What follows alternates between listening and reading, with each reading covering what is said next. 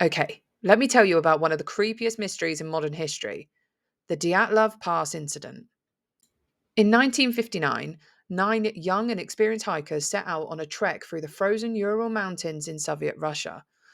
They were tough, trained, and well prepared, but they never came back.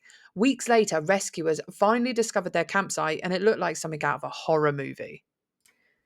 They found the tent still standing, but it had been slashed open from the inside, like they had to escape in a panic. They didn't even put their boots and coats on, they were still inside the tent.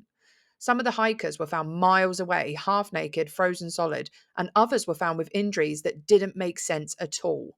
One had a fractured skull, another had crushed ribs, like they'd been hit by a car, but their skin, barely a scratch. And here's the worst part, one hiker's tongue was missing.